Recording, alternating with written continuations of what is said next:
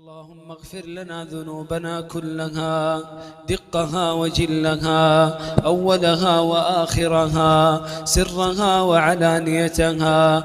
اللهم يا ذا الجلال والإكرام اللهم اجعل خير أعمالنا أواخرها وخير أعمالنا خواتيمها وخير أيامنا يوم نلقاك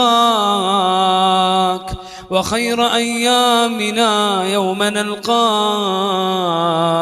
وأنت راض عنا يا رب العالمين. اللهم اجعلنا من التائبين اللهم اجعلنا من المنيبين. اللهم اغفر لنا ذنوبنا أجمعين يا أكرم الأكرمين. اللهم آت نفوسنا تقواها زكها أنت خير من زكاها أنت وليها ومولاها يا أرحم الراحمين. اللهم فرج هم المهمومين ونفس كرب المكروبين واقض الدين عن المدينين واشف مرضانا ومرضى المسلمين يا رب العالمين.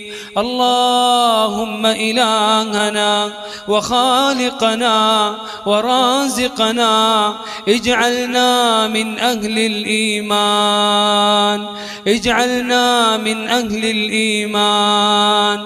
اللهم أحسن خواتيمنا.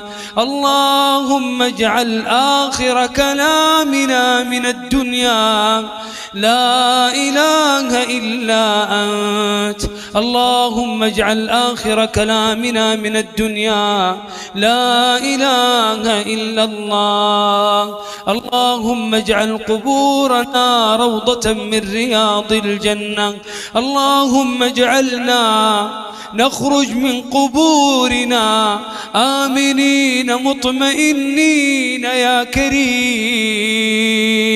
اللهم احشرنا في ظلك يوم لا ظل إلا ظلك. اللهم ادخلنا الفردوس الأعلى بغير حساب ولا عذاب ولا عتاب يا أكرم الأكرمين. اللهم اغفر لوالدينا. اللهم أكرمهم كما أكرمونا. اللهم ارحمهم كما رحمونا. اللهم إلهنا من كان منهم حيا اللهم أطل عمره في طاعتك. حبب إليهم الإيمان وزينه في قلوبهم وكره إليهم الكفر والفسوق والعصيان واجعلهم إلهنا من الراشدين. إلهنا من كان منهم ميتا رهين عمله في قبره اللهم اجعل قبره روضة من رياض الجنة. اللهم اجعل قبورهم روضة من رياض الجنة. اللهم افسح لهم في قبورهم مد أبصارهم يا أكرم الأكرمين. اللهم اجعلهم يقومون من قبورهم آمنين مطمئنين يا أرحم الراحمين.